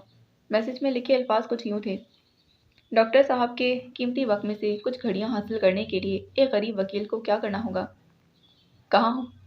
रुतबा ने उंगलियां स्क्रीन पर चलते मैसेज टाइप किया था। वहीं जहां आप हैं। जवाब फौरन आया था। रुतबा इस जवाब का मतलब समझ गई थी। एक नज़र खुली किताब की जानिब देखा, उसे बंद करते बैग में डाला और बैग को कंधे पर डालते वो बाहर की जानिब चल पड़ी। 5 मिनट बाद वो यूनिवर्सिटी के गेट से बाहर थी। नजरें आसपास दौड़ाते वो उसे कुछ फासले पर खड़ा दिखाई दिया था। रुतबा के कदम उसकी जानिब बढ़ने लगे। स्याह पैंट कोट में मौजूद जावियार उसी जानिब देख रहा था। रुतबा की नजरें उससे मिलते इन दोनों के चेहरे पर एक मुस्कुराहट दर आई थी। गुज़रे 6 माह उनके दरमियान एक मुख्तलिफ रिश्ता कायम हो गया था, जिसे नाम देने के लिए दोस्ती का लफ्ज़ इस्तेमाल किया जाता है। ज़ावियार की जानिब देखते उसे वो दिन याद आने लगा जब इस हादसे के बाद ज़ावियार उनके घर आया था। वो मुलाकात उनकी उससे कबल हुई तमाम मुलाकातों से बेहद संजीदा और मुख्तलिफ थी। इस मुलाकात में ज़ावियार के पूछने पर न जाने क्यों पर रुतबा अपनी ज़िंदगी में खाइस धोखे का जिक्र उसके सामने करने लगी थी। वो वकील था, बात निकलवाना जानता था, मगर फिर भी रुतबा की बातों से वो सिर्फ इतना ही जान पाया कि उसने दोस्ती में ऐसा धोखा खाया है जिसने उसका एतबार बुरी तरह तोड़ दिया है। उसे पूरे एक हफ्ते बाद उनकी दूसरी मुलाकात हुई। इसमें ज़ावियार ने रुतबा की जानिब दोस्ती का हाथ बढ़ाया था, जिसे रुतबा ने ये कहकर झटक दिया कि वो अब किसी पर एतबार नहीं करना चाहती। मगर ज़ावियार का कहना था कि चाहे वो उस पर एतबार ना करे, मगर उसे दोस्ती कर ले, क्योंकि जिस तरह एक मोहब्बत का रुख दूसरी मोहब्बत दूर कर सकती है, इसी तरह एक दोस्ती ख़त्म होने के बाद भी इंसान को दूसरी दोस्ती ही इस फेज़ से निकाल सकती है। ज़ावियार की इन बातों का नतीजा मुस्बत आया था और रुतबा ने उसका दोस्ती के लिए बढ़ा हुआ हाथ थाम लिया था। वो दिन था और आज का दिन। ज़ावियार से होती छोटी मोटी नोक झोंक उसके दिल का बोझ हल्का कर देती थी। वो महीने में सिर्फ 1 से 2 बार मिलते थे और मुलाकात की जगह या तो रुतबा का घर होती या फिर यूनिवर्सिटी से घर तक का सफ़र। जबकि दूसरी जानिब ज़ावियार अब इस लड़की के चेहरे पर उदासी नहीं देखना चाहता था। ऐसा क्यों था वो अनजान था, मगर हाँ, वह वैसा ही चाहता था। उसके लिए परेशानी का सबब बनने वाली हर वजह को उस तक पहुंचने से पहले ख़त्म कर दे। मगर इसकी कोशिश में उसका दिल बेईमान होने लगा था। दिल में उसके लिए पैदा होते जज्बात को दबाकर सुला देना चाहता था, क्योंकि उसे मालूम था कि मुकाबिल उस पर एतबार नहीं कर पाएगी और उसके हर फैसले का ख्याल रखना था। वो स्याह रंग की शलवार कमीज में स्याही दुपट्टा ओढ़े उसकी जानिब कदम बढ़ा रही थी। कंधे पर लटका बैग और पाँव में पहने शूज भी स्याह थे। इतने अरसे में ज़ावियार ये तो जान चुका था कि लड़की अपनी ड्रेसिंग को लेकर काफ़ी सीरियस है। उसके करीब पहुंचते ही ज़ावियार की समात से उसकी आवाज़ टकराई। कहीं आज रास्ता तो भूलकर यहाँ नहीं आ गए वकील साहब? तंज भरा ये जुमला सुनते ज़ावियार मुस्कुराया था। रुतबा ने उसके मुकाबिल खड़े उसकी आंखों में देखते बात की थी। आप क्या चाहती हैं कि मैं यहाँ रोज़ आऊँ? शरीर लहजे में ज़ावियार की कही इस बात पर रुतबा ने फौरन नज़रों का ज़ाविया बदला। मेरा मतलब था कि बगैर किसी काम के मेरी याद आ जाए तो ऐसा तो नहीं हो सकता। रुतबा ने बात बदलने की कोशिश की। ज़ावियार की इस हरकत पर मुस्कुराते उसके पास देखने लगा। पास से गुजरते स्टूडेंट्स उन्हीं की जानिब देख रहे थे। लिहाजा बता दिया जाए कि मुझे याद क्यों किया गया है। रुतबा की आवाज़ पर वो जाने मुतवज्जा हुआ। गाड़ी में बैठे मोहतरमा, बात करते हैं। उसने ये कहते रुतबा के लिए गाड़ी का दरवाज़ा खुला। रुतबा के अंदर बैठते ही उसने दरवाज़ा बंद कर दिया और एक नज़र पास डाली ड्राइविंग सीट की जाने चल पड़ा था। गाड़ी में बैठते उसने गाड़ी स्टार्ट की, रुतबा के घर की जानिब रुख किया। और सुनाए डॉक्टर साहिबा कैसी? अब तक कितने मरीजों का जन्नत का टिकट कटवा चुकी? ज़ावियार की बात और तंज ना होना। रुतबा ने अफसोस से आंखें बंद की और अफसोस इस बात का था कि जो उसने 2 हफ्ते पहले ज़ावियार को बताई थी, उसकी गलती से एक बिल्ली मरते मरते बची थी। इधर उधर की बातें छोड़ दो, वो बात बताओ जिसके लिए आज तुम्हारी आमद हुई है, क्योंकि इतना तो मैं जानती हूँ काम के बगैर ज़ावियार आफरीदी किसी से बात नहीं करे। अपना नाम उसके मुंह से सुनते वो मुस्कुराया और नज़रें सामने से हटाते उसकी जानिब देखते बोलने लगा। काफ़ी कम अरसे में ही मुझे कोई बहुत अच्छी तरह जान गया है। पिछले 2 माह से होने वाली उनकी हर मुलाकात में हर बार कोई ऐसा जुमला कहते रुतबा को कंफ्यूज करते गड़बड़ाने पर मजबूर कर देता, मगर मुकाबिल भी रुतबा सिद्दीकी थी। मुद्दे की बात करें वकील साहब, मेरे पास ज़्यादा वक्त नहीं, बेनियादी से कहते उसने हाथ में पहनी घड़ी की जानिब देखा। मेरे कुछ दोस्तों को आपकी मदद चाहिए। वो स्टीयरिंग व्हील पर हाथ रख के तमीज़ बांधता बोला।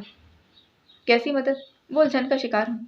दरअसल मेरे एक दोस्त की बत्तख, एक का मुर्गा और एक की बकरी और एक की गाय कुछ बीमार है। उस पर इसके जुमले पर रुतबा फौरन बोली, ये कैसे कैसे दोस्त हैं तुम्हारे जिनके पास बत्तख, मुर्गा, बकरी और पता नहीं क्या क्या है। उसकी बात पर जावियार ने अपनी मुस्कुराहट दबाई और बात का आगाज वहीं से किया जहां से बात छोड़ी थी।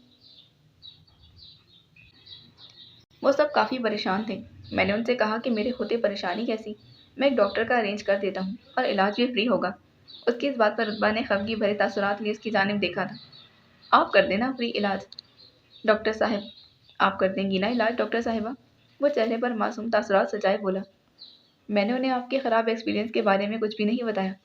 तंज का एक और तीर सीधा रुतबा की जानिब फेंका गया था, जिस पर रुतबा आइंदा ऐसी कोई बात उसको ना बताने का इरादा करते गुस्से से बोली, किसी का इलाज नहीं करूंगी मैं, और फ्री तो बिल्कुल नहीं।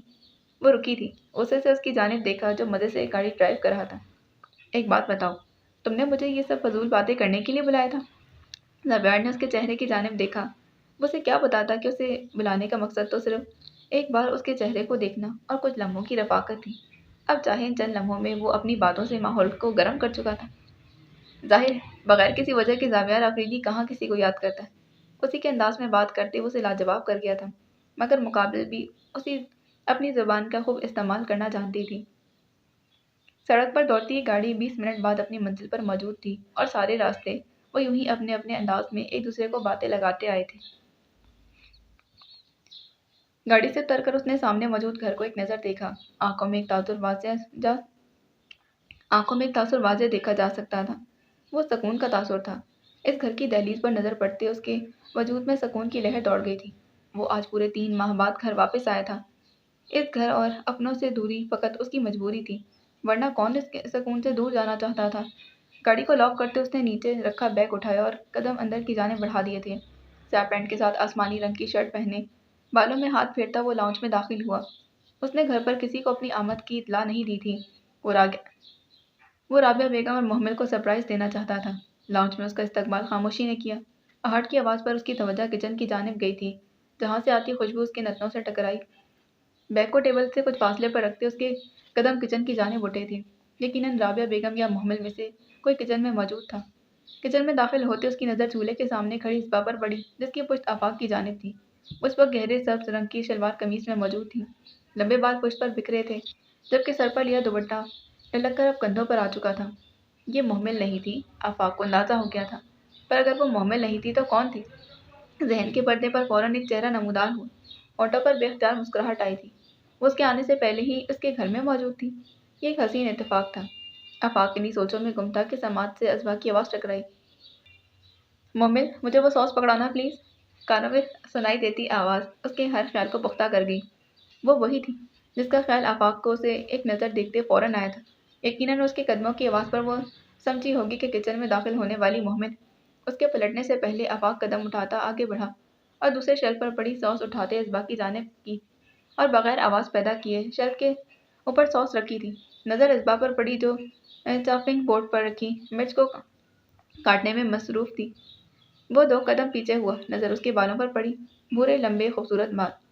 बालों से नज़र हटाते वो पलट गया था। इसबा अपने काम में इतनी मगन थी कि वो आफाक के शोर की आवाज़ तक महसूस ना कर पाई। आफाक भी चंद कदम ही आगे बढ़ा था कि इसबा दोबारा बोली, मोमिल, प्लीज़ कैचर उठाकर मेरे बालों में बांध दो, बार बार फिसल कर आंखों के सामने आ रहे। इस बार की जाने वाली फरमाइश पर आफाक ने नज़रें घुमाते आसपास देखा, मगर मोहम्मद तो कहीं मौजूद ना थी, तो यकीनन ये फरमाइश भी उसी को पूरी करनी थी। आफाक ने नज़रें घुमाते आसपास देखा। वो इसबा का कैचर ढूंढ रहा था, क्योंकि उससे पूछने की गलती वो नहीं कर सकता था। न जाने क्यों उसे मज़ा आने लगा। वो उसे मोहम्मद समझकर एक के बाद दूसरा हुक्म दे चुकी थी। इससे पहले वो खुद आगे बढ़कर कैचर ढूंढता, इसबा ने उसकी मुश्किल आसान की। वो वहाँ पड़ा है वाटर कूलर के पास। वो अपने पीछे स्याह पैंट में मौजूद मोहम्मद से मुखातिब थी। आफाक उसका आफाक उसका कैचर उठाकर उसके करीब आया। ये करना सही था या गलत उसे मालूम नहीं था, मगर हाँ उसे मज़ा आ रहा था। इसबा का दुपट्टा ढलक कर उसके कंधों पर आ चुका था। आफाक ने दोनों जानिब से उसके बाल समेट कर कैचर लगा दिया। वो काम में इतना मगन थी कि मोहम्मद की मौजूदगी में इतनी खामोशी भाप ना सकी। आफाक दोबारा पीछे हटते कुछ फासले पर खड़ा उसे देखने लगा। थैंक यू, इसबा ने पास पड़ी सॉस उठाते कहा। अभी कुछ लम्हे ही गुजरे कि इसबा ने दूसरी जानिब रखी प्लेट उठाई और बोलने लगी, मोहम्मद अभी जाना मत, मैं तुम्हें ये टेस्ट करवाती हूँ। वो प्लेट में पास्ता निकालने लगी थी। फिर बताना ये ठीक है या उसके अल्फाज उसके बाकी के अल्फाज वहीं दम तोड़ गए। आफाक को सामने खड़ा देखते उसकी आंखें एकदम फैल गई, दिल जोर जोर से धड़कने लगा। प्लेट बमुश्किल हाथ से गिरते गिरते बची, जबकि सामने खड़ा आफाक उसके तासुरात देखता रहा। अस्सलाम वालेकुम। इसबा ने होश की दुनिया में वापस आते ही प्लेट चल पर रखी और दुपट्टा दुरुस्त करते बेआवाज उसके सलाम का जवाब दिया कि बालों में लगा कैचर महसूस करते फौरन एक ख्याल दिमाग में आया और नज़र आसपास दौड़ाई थी। लबों से सिर्फ एक नाम मदा हो, मोहम्मद। वो जानना चाहती थी कि जिस मोहम्मद से वो तब से मुखातिब है वो आखिर कहाँ है, जबकि आफाक उसके चेहरे के बदलते तासुरात देखता महसूस हो रहा था। इस बात से मोहम्मद के नाम की पुकार सुनते उसने बमुश्किल अपनी मुस्कुराहट छुपाई और उंगली से अपने सीने पर दस्तक देते उसे आगाह किया कि सामने खड़ा आफाकी वो मोहम्मद है जिसकी तलाश इसबा को है। इसबा का दिल चाहा कि काश अभी या फिर वो यहाँ से गायब हो जाए या फिर आफाक। उसके चेहरे पर बेख्तियार सुर्खी छाने लगी, गोया सारा खून चेहरे पर सिमट आया। उसके सुर्ख होते चेहरे की वजह शर्म थी या शर्मिंदगी, आफाक समझ नहीं सका। वो नजरें झुकाए उसके सामने खड़ी थी कि उसे आफाक के कदम अपनी जानिब बढ़ते महसूस हुए। वो कुछ फासले पर आ रुका। इसबा ने कनखियों से उसे देखा। वो वही पास्ता प्लेट उठा चुका था। इसबा को दोबारा शिद्दत से अपनी गलती का एहसास हुआ, जबकि आफाक का प्लेट में मौजूद पास्ता खाने में मसरूफ था, क्योंकि इसबा ने उसी मोहम्मद को पास्ता चखने का कहा था। उसने प्लेट खाली करते हुए वापस शेल्फ पर रखी और सामने खड़ी इसबा को देखा, जो अब भी नजरें झुकाए खड़ी थी। वो उसे मुखातिब होता हुआ बोला, थोड़ी सी सॉस और डालनी होगी। वो सॉस के लफ्ज़ पर जोर देते बोला। इसबा का दिल चाहा फौरन वहां से भाग जाए। मगन होकर काम करने की अच्छी सजा मिली थी उसे। आफाक ने मुस्कुराते एक आखिरी नज़र उस पर डाली और उसे मजीद तंग ना करने का इरादा करते किचन से बाहर की जानिब चल पड़ा था।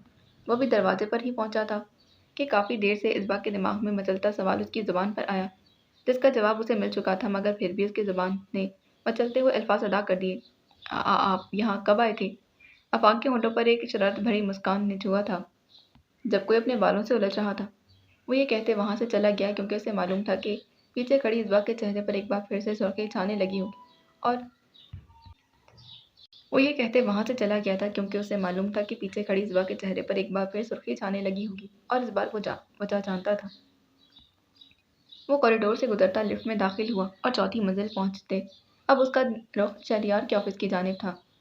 दस्तक दिए बगैर वो अंदर दाखिल हुआ और नज़र सामने चेयर पर बैठे शहरियार पर पड़ी, जो फाइल्स गोद में रखी दोनों हाथों में मोबाइल थामे चेयर पर झूल रहा था। कोई इतना मसरूफ हो गया है कि भाई से मिलने तक की फुर्सत नहीं। वो तंज करता उसके करीब आया। पिछले 2 दिन से वो ऑफिस आ रहा था, मगर शहरियार की उससे मुलाकात नहीं हुई थी और घर पर भी वो रात को लेट ही आता था। शाहजैन की बात पर शहरियार सीधा हुआ, झूलती हुई चेयर रुक गई थी।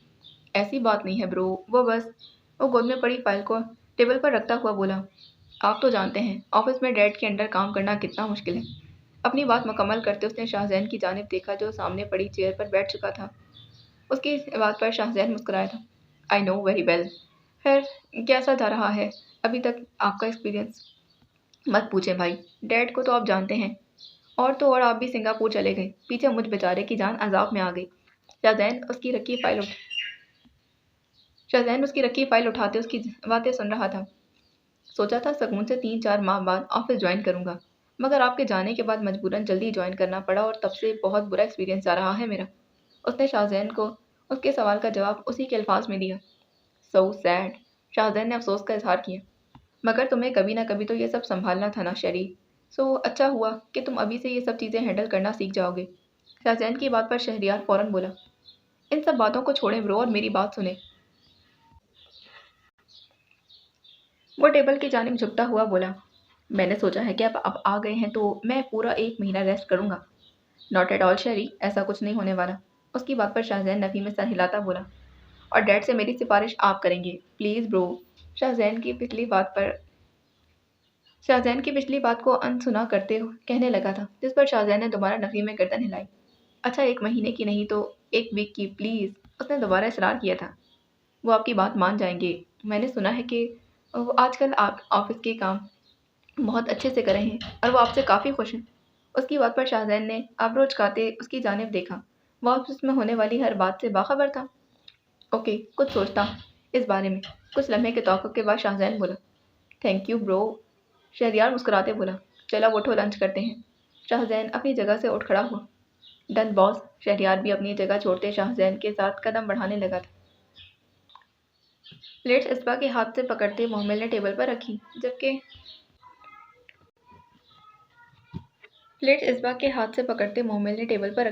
اسبا اب دوبارہ کچن میں جا چکی تھی۔ دونوں مل کر ٹیبل پر کھانا لگا رہی تھیں جبکہ آفاق اس وقت رابعہ بیگم کے ساتھ ان کے کمرے میں تھا۔ اسبا تم باقی چیزیں ٹیبل پر رکھو، تب تک میں امی اور بھائی کو کھانے کا کہہ آتی۔ محمل کی بات پر اسبا نے اس بات میں سر ہلاتے جگ ٹیبل پر رکھا جبکہ محمل کے قدم رابعہ بیگم کے کمرے کی جانب بڑھ چکے تھے۔ اسبا 2 دن پہلے ہی رابعہ بیگم کے ساتھ ادھر آئی تھی۔ وجہ محمل کا بہت اصرار کرنا تھا۔ کچھ دیر بعد محمل واپس کچن میں داخل ہوئی اور پاستا ٹرے میں نکالنے لگی۔ خوشبو تو بہت زبردست آ رہی ہے اسبا۔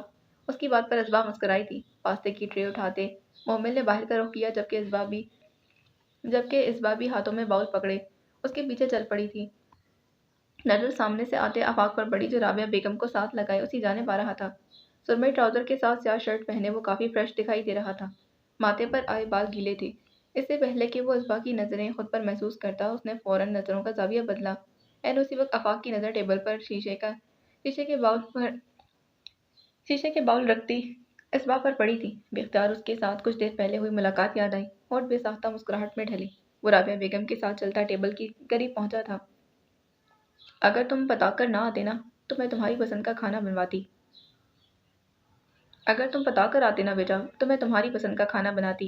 رابعہ بیگم نے بیٹھتے ہی فوراً کہا تھا۔ محمل اور اسبا بھی اپنی جگہ سنبھال چکی تھیں۔ اتنی دیر بعد آئے ہو، فون کر کے اپنے آنے کی اطلاع ہی دے دیتے۔ ایک اور شکوہ کیا جس پر آفاق مسکراتے بولا، میں آپ کو سرپرائز دینا چاہتا تھا امی۔ آفاق کی بات پر رابعہ بیگم کی بجائے اس بار محمل بولی، ایک اور سرپرائز ہم نے آپ کو دے دیا، رائٹ؟ وہاں بیٹھے تمام نفوذ جانتے تھے کہ محمل کا اشارہ کس جانب تھا۔ اس کی بات پر اسبا کی جھکی نظریں مزید جھک گئی تھیں۔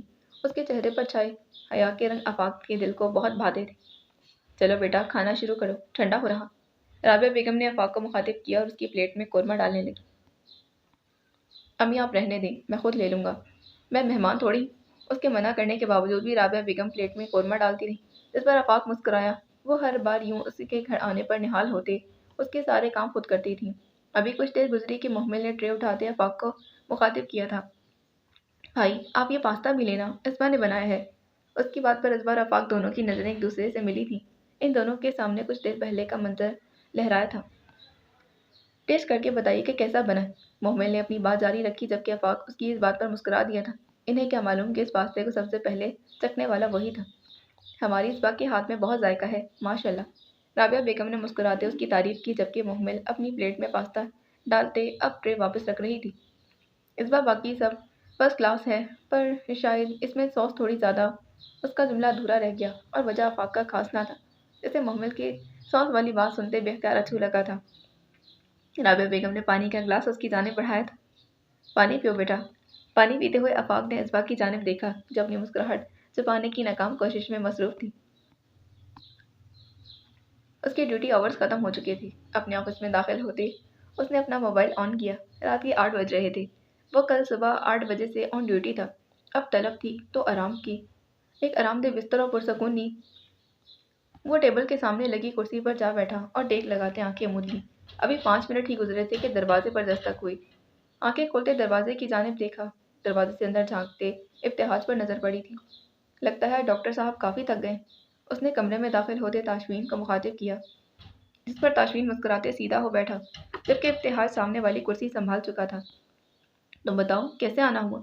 تم تو گھر جا رہے تھے نا؟ تاشفین کے سوال پر وہ بولنے لگا، ہاں یار گھر ہی جا رہا تھا۔ یاد آیا کہ روم نمبر 4 کے پیشنٹ کے 2 دن بعد سرجری ہے تو سوچا کہ جانے سے پہلے تم سے کچھ چیزیں ڈسکس کر لوں۔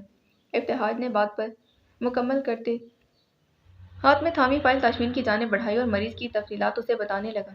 تقریباً 15 منٹ بعد تاشفین نے فائل واپس ابتہاج کی جانب بڑھائی تھی کہ ابتہاج بولنے لگا، مجھے یاد آیا اس اتوار کو ازبر کی شادی تم آ رہے ہو نا؟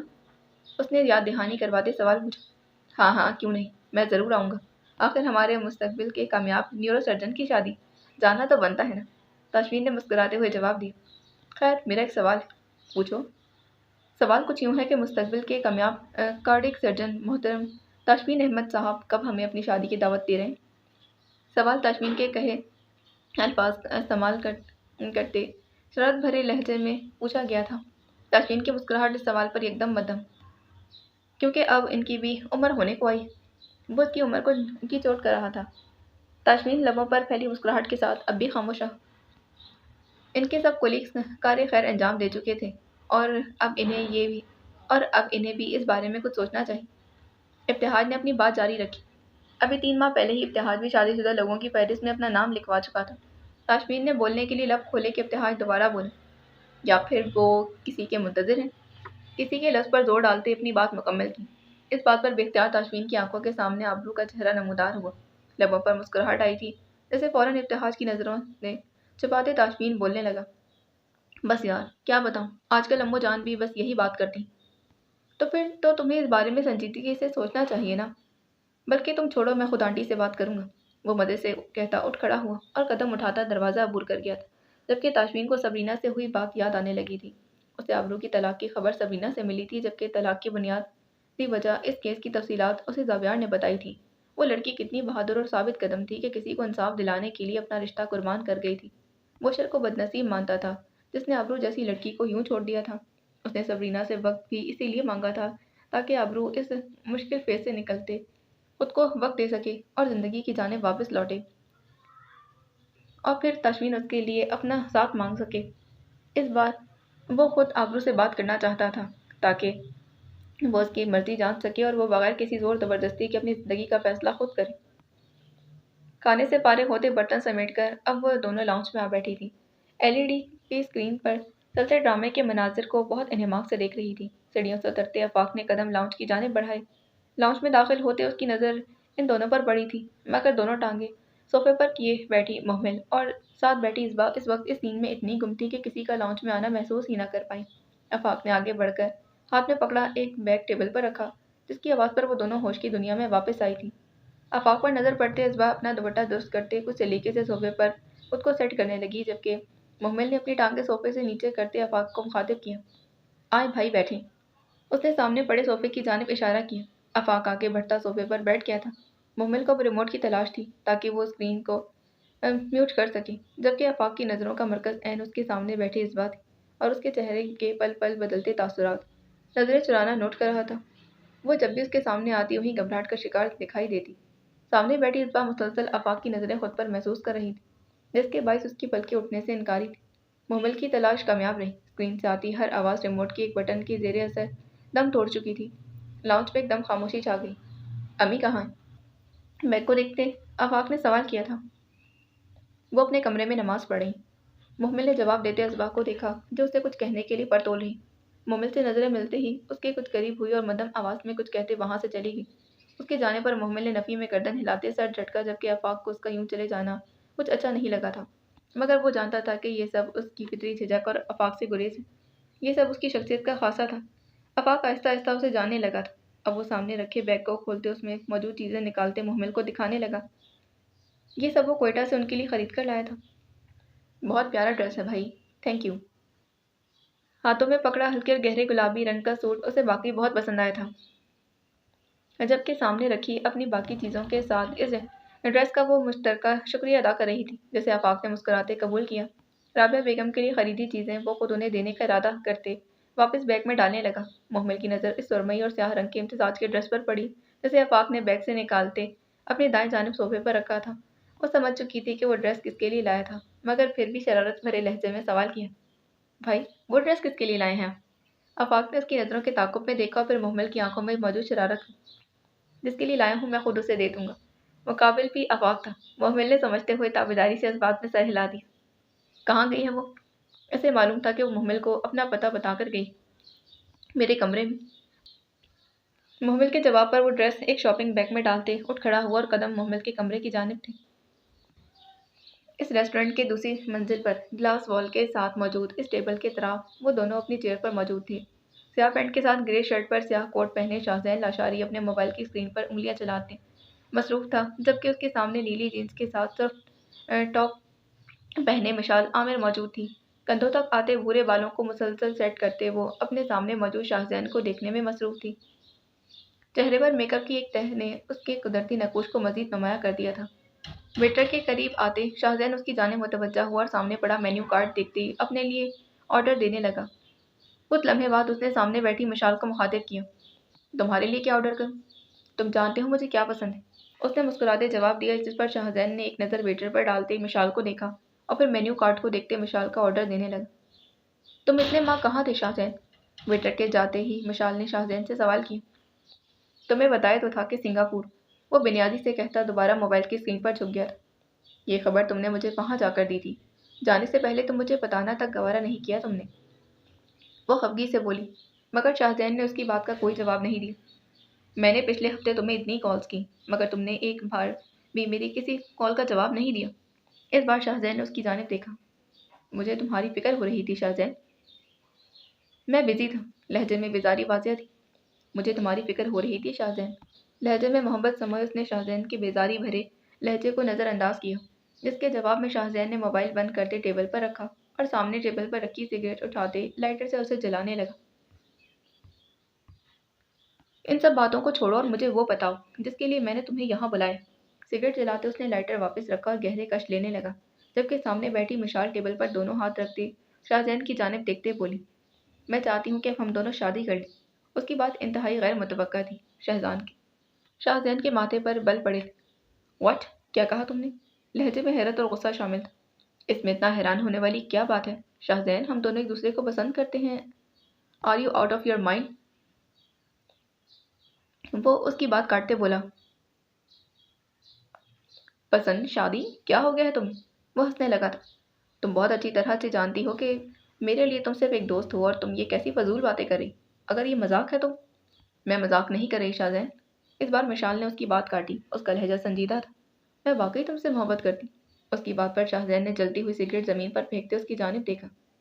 तुम्हें मालूम है मिशी की मोहब्बत जैसे किसी भी जज्बे पर मैं यकीन नहीं रखता, और वैसे भी तुम तो मेरे सामने मोहब्बत का नाम ही मत लो। तो अच्छा ही है। इस बार शाहजैन के लहजे में संजीदगी के साथ तंज भी था। क्या मतलब है इस तुम्हारी बात का? मिशाल के सवाल पर वो बोलने लगा। मतलब साफ है, अगर तुम समझना चाहो तो। उसने एक नज़र कुछ फासले पर मौजूद टेबल पर डाली, जहाँ बैठे दो लड़के अब उठकर जा रहे थे। तुम मेरी फीलिंग्स को नहीं समझ रही। I love you Shahzain. वो जज्बात से भरपूर लहजे में बोली। जस्ट शट अप मिशी। वो गुस्से से बोला। आवाज़ पहले से ऊंची थी। मेरे सामने ये फजूल बातें करने से तुम्हें कोई फ़ायदा नहीं होगा। वो शाहजैन को गुस्सा दिला चुकी थी और अब शाहजैन उससे अपने अंदाज में बात करने वाला था। मुझे तुम एक बात बताओ कि तुम आज कितने लड़कों से अपनी सो कॉल्ड मोहब्बत का दावा कर चुकी हो? मिशाल के चेहरे का रंग एकदम तब्दील हुआ था। तुम्हें क्या लगता है मुझे कुछ मालूम नहीं? वो मज़े से सामने बैठी मिशाल के चेहरे के बदलते तसरात देख रहा था। मुझे अच्छी तरह मालूम है कि तुम्हारी इस मोहब्बत का मकसद सिर्फ मेरी दौलत और मेरे पैसे तक मुकम्मल रसाई हासिल करना है। वो मिशाल के बारे में सब जानता था। वो सिर्फ उसकी दोस्त थी। उसे उम्मीद ना थी कि वो कभी उसके सामने ही मोहब्बत का दावा करेगी, जो उससे पहले भी उसके बहुत से दोस्तों के सामने कर चुकी थी। तुम मेरी इंसल्ट कर रहे हो शाहजैन? मिशाल का लहजा इस बार कमज़ोर था। उसे अंदाज़ा नहीं था कि शाहजैन उसके बारे में सब कुछ जानता होगा। ये मौका भी तुमने ही मुझे दिया है, अपना मोहब्बत नामा मेरे सामने छेड़कर। तुम मुझे गलत समझ रहे हो। मैं वाकई तुमसे। मिशाल ने एक आखिरी कोशिश की थी। Shut up Mishal, just shut up. वो अपनी जगह से उठ खड़ा हो। आइंदा इस मोहब्बत समेत अपना ये चेहरा मेरे सामने मत लाना। वो मोबाइल और वॉलेट टेबल से उठाते बोला था। शाहजैन, मैं सीरियस हूँ। तुम। शाहजैन ने नागवारी से आंखें बंद की और कुछ कदम आगे बढ़ाए। ये कुछ याद आने पर पलटा और अपना वॉलेट खोलते उससे बहुत से नोट निकालते वहां बैठी मिशाल के सामने टेबल पर रखी। ये लो तुम्हारी मोहब्बत की कीमत। ये कहते वो तेजी से कदम उठाते वहां से चला गया, जबकि पीछे बैठी मिशाल के चेहरे पर अफसोस था। नाकामी का। मोहब्बत में नहीं, बल्कि अपने बनाए मंसूबे में। कमरे में दाखिल होने से पहले आफाक ने हाथ बढ़ाते इस अधखुले दरवाजे पर दस्तक दी। अंदर मौजूद इसबा इस दस्तक से ही पहचान चुकी थी कि आने वाला कौन है। कुछ लम्हों के तौक़ुफ़ के बाद वो अंदर दाखिल हुआ। वो सामने बेड पर बैठी थी। उसे देखते उठने लगी कि आफाक ने फौरन बोला, बैठी रहो। लहजे में नरमी थी। वो कदम उठाता अब कमरे में मौजूद बेड से कुछ फासले पर खड़ा था। कैसी? आफाक की आवाज़ ने उनके दरमियान हायल खामोशी को ख़त्म किया। ठीक हूँ, आप कैसे? हाल पूछना मुनासिब समझा। बिल्कुल फिट। हल्की सी मुस्कुराहट के साथ जवाब दिया गया, जबकि नज़रों का मरकज़ इसके हाथों की हरकत थी, जिन्हें बार बार वो आपस में जोड़ते پھر الگ کرتے، پھر وہی حرکت کر رہی تھی، اپنی گھبراہٹ ظاہر کر رہی تھی۔ کمرے میں ایک بار پھر خاموشی چھا گئی۔ آفاق کو اس خاموشی سے چڑ ہونے لگی تھی۔ ان کی ہر ملاقات میں آدھا وقت تو یہ خاموشی اپنے نام کر جاتی تھی۔ میرے لاؤنج میں آنے پر تم وہاں سے کیوں اٹھ گئی تھی؟ بالآخر آفاق نے خاموشی کو توڑا تھا، اپنا سوال اسباق کے سامنے رکھا، جس کا جواب اسباق کے پاس موجود نہیں تھا، مگر اس نے بولنے کی کوشش کی۔ وہ مجھے لہجہ لڑکڑاہٹ کا شکار تھا۔ دیکھو اسباق، تم کب تک مجھ سے یوں کتراتی رہو؟ لمحے کا توقف، مانا کہ تمہاری نظر میں ہٹلر۔ اسباق نے فوراً اس کی جانب دیکھا۔ اس کی آنکھوں میں نظر آتی شرارت پر اسے یاد آیا کہ ایک بار اس نے محمل کے سامنے آفاق کا ذکر اسی لقب کے ساتھ کیا تھا۔ مگر میں اتنا سخت بھی نہیں ہوں کہ مجھے دیکھتے ہی تم گھبراہٹ کا شکار ہو جاؤ اور مجھ سے چپتی پھرو۔ اسباق کو یہ نام دینے پر شدت سے افسوس ہوا تھا۔ اگر نام رکھ ہی لیا تھا تو محمل کو بتانے کی کیا ضرورت تھی؟ وہ دل میں محمل سے اس بات کا جواب لینے کا ارادہ باندھ چکی تھی کہ آفاق کی آواز اس کی سماعت سے ٹکرائی۔ جو رشتہ ہمارے درمیان قائم ہونے جا رہا ہے، اس میں اگر تم یوں ہی مجھ سے دور بھاگتی رہو گی تو یہ رشتہ کیسے چلے گا؟ اس کی آواز میں کچھ ایسا تھا جسے محسوس کرتے اسباق بولنے لگی۔ ایسی بات نہیں ہے، وہ میں الفاظ ایک بار پھر ختم ہو گئے۔ اگر تمہاری یہ جھجک اور گریز فطری ہے تو ٹھیک ہے، پر اگر کوئی اور بات ہے تو مجھ سے کہہ سکتی۔ آفاق کی بات پر اب اسباق کے پاس الفاظ نہیں آنسو تھے جس کے ذریعے شاید وہ اپنی بات سمجھا سکیں۔ آنکھوں میں آتے آنسو روکنے کی کوشش میں اسے آفاق کے الفاظ سنائی دی۔ اگر تم اس رشتے سے خوش نہیں ہو تو… آفاق نے جان بوجھ کر سوال ادھورا چھوڑا۔ اسما نے فوراً اس کی جانب دیکھا، نم آنکھیں آفاق کو اس کے ہر سوال کا جواب دے چکی تھی۔ اس کے ہونٹ بے ساختہ مسکراہٹ میں ڈھلے، اطمینان اور سکون بھری مسکراہٹ۔ اسما نے فوراً نظروں کا زاویہ بدلا۔ آپ غلط سمجھ رہے ہیں، ایسی کوئی بات نہیں ہے۔ وہ جواب نہ بھی دیتی تو آفاق کو جواب معلوم تھا۔ آج اس کے پاس یہاں آنے کا ایک مقصد اس کی دلی خواہش جاننا تھا۔ اسے فوراً یہاں آنے کا اپنا دوسرا مقصد یاد آیا۔ یہ میں تمہارے لیے لایا تھا۔ ہاتھ میں پکڑا شاپنگ بیگ اس کی جانب بڑھایا۔ یہ کیا ہے؟ ایک قدرے عجیب سوال فوراً پوچھا گیا۔ خود دیکھ لو۔ آفاق کے جواب پر اسبا نے ہاتھ آگے بڑھاتے وہ بیگ تھاما اور اسے کھولتے اس میں موجود ڈریس باہر نکالا تھا۔ وہ ڈریس واقعی بہت خوبصورت تھا۔ اس کے چہرے کے بدلتے تاثرات دیکھتے آفاق مسکراتے بولا، شاپنگ کرتے وقت اس ڈریس کو دیکھتے پہلا خیال تمہارا آیا تھا۔ وہ رکا۔ اسبا نے نظریں اٹھاتے اس کی جانب دیکھا۔ سو تمہارے لیے خرید لیا۔ صالحہ بیگم نے صحیح کہا تھا کہ وہ واقعی بہت خوش قسمت تھی جو سامنے کھڑا شخص اس کا مقدر بننے والا تھا۔ کیسا ہے؟ اسبا کو مسلسل خاموش دیکھتے اس نے سوال کیا تھا۔ بہت خوبصورت ہے۔ آواز سے واضح تھا کہ تعریف دل سے کی گئی۔ اسبا نے اس ڈریس کو واپس بیگ میں ڈالتے آفاق کی جانب دیکھا۔ Thank you. یہ اظہار تشکر کس چیز کے لیے تھا یہ صرف اسبا جانتی تھی۔ سامنے کھڑے آفاق نے سر کو خم کرتے اس کا شکریہ قبول کیا کہ دستک کی آواز پر وہ پلٹا۔ سامنے محمل کھڑی تھی جو پہلے سے کھلے دروازے پر دستک دیتے ان دونوں کو اپنی جانب متوجہ کر چکی تھی۔ وہ کچھ قدم آگے بڑھاتے آفاق کے پاس آئی اور مسکراتے ہوئے اس کی جانب دیکھا۔ اس مسکراہٹ کا مفہوم وہ سمجھ چکا تھا۔ مسکرانے کا انداز ایسا تھا گویا کہنا چاہتی ہو کہ ملاقات کا وقت ختم ہو چکا ہے اور اب آپ جا سکتے ہیں۔ محمل قدم اٹھاتی اسبا کے قریب آئی جبکہ آفاق ایک نظر ان دونوں پر ڈالتا دروازہ عبور کر گیا تھا۔ کچن سے نکلتے اب نور کا رخ اماں جان کے کمرے کی جانب تھا۔ کمرے میں داخل ہوتے ہی اس نے سامنے بیڈ پر بیٹھی سبرینا کو مخاطب کیا۔ اماں جان، بھائی کو کال کیا آپ نے؟ ہاں ابھی ہوئی ہے بات، کہہ رہا تھا کہ 5 منٹ تک پہنچ جائے گا۔ سبرینا نے ہاتھ میں تھاما موبائل سائڈ ٹیبل پر رکھا۔ زابی کہاں ہے؟ سبرینا نے نور کو مخاطب کیا جو دروازے میں کھڑی پردے کو ہلانے میں مصروف تھی۔ سبرینا کے سوال پر اس نے فوراً ان کی جانب دیکھا۔ محترم لاؤنج میں خواب خرگوش کے مزے لے رہے ہیں۔ رک کر آنکھیں گھمائی۔ صوفے پر پڑے پڑے سو چکے محترم لہجے میں طنز تھا۔ تم جا کر اسے اٹھاؤ، میں آ کر تمہارے ساتھ کھانا لگواتی ہوں۔ آپ رہنے دیں اماں جان، میں کر لوں گی۔ وہ مسکراتے بولی اور قدم لاؤنج کی جانب بڑھا دیے تھے۔ لاؤنج میں پہنچتے غسیلی نظر سامنے سرمئی ٹراؤزر اور شرٹ میں ملبوس صوفے پر لیٹے زاویار پر ڈالی تھی۔ زاوی، زاوی، اٹھ جاؤ۔ اس کی پکار پر زاویار کے وجود میں کوئی جنبش نہ ہوئی۔ نور نے غصے سے آگے بڑھتے اسے ہلانا چاہا کہ نظر زاویار کے ہونٹوں پر موجود مسکراہٹ پر گئی اور دماغ میں خیال آیا تھا۔ نور نے شرارت بھری مسکان چہرے پر سجائے سامنے ٹیبل پر پڑا جگ اٹھاتے پانی گلاس میں ڈالا اور پھر ایک گہری سانس لیتے وہ گلاس زاویار کے چہرے پر خالی کر دی، جس پر وہ فوراً ہڑبڑا کر اٹھا۔ آنکھیں کھلتے ہی نظر نور اور اس کے ہاتھ میں موجود خالی گلاس پر پڑ گئی تھی۔ کہیں پاگل تو نہیں ہو گئی نور؟ یہ کیا کیا تم نے؟ اشارہ اس کی حرکت اور اپنے بھیگے چہرے اور گیلی شرٹ کی جانب۔ تمہیں گہری نیند سے جگایا ہے؟ جواب فوراً آیا تھا۔ یہ کون سا طریقہ ہے کسی کو جگانے کا؟ کوئی اور طریقہ نہیں تھا تمہارے پاس؟ میری ساری شرٹ گیلی کر دی۔ لہجے میں غصہ تھا۔ کوشش کی تھی کہ جناب کسی اور طریقے سے اٹھ جائیں، مگر تمہارے خواب تھے کہ ٹوٹنے کا نام ہی نہ لے رہے تھے، تو یہی کرنا پڑا۔ नूर ने भी दो बदो जवाब दिया था। बहुत फजूल हरकत की है तुमने। ज़ाबियार के चेहरे से खफ की वाजिया थी। नूर ने आंखें घुमाते उसकी बात हवा में उड़ाई कि अचानक एक ख्याल आते वो बोलने लगी, वैसे आपस की बात है कि ये ख्वाब में किसे देखकर मुस्कुराया जा रहा था। तुम्हें क्यों बताऊँ? हाँ। ज़ाबियार सोफे से उठ खड़ा हुआ। मेरी बला से ना बताओ, मगर अभी फ़ौरन मेरे साथ चलो और खाना लगवाओ। नूर ने गिलास टेबल पर रखा। पता नहीं कौन सी वकालत है, आधा आधा दिन तो तुम घर पर पड़े रहते हो। वो तंजिया लहजे में बोलते वहां से चली गई, जबकि ज़ाबियार तेज तेज कदम उठाता उसके पीछे गया था। इरादा इस तंज का जवाब देने का था। बाकी अगली किस्त में जाने से पहले चैनल को सब्सक्राइब करें, वीडियो को लाइक करें, बेल आइकन को प्रेस करना हर किस ना भूलें। मिलते हैं इसकी अगले एपिसोड में। अल्लाह हाफिज़।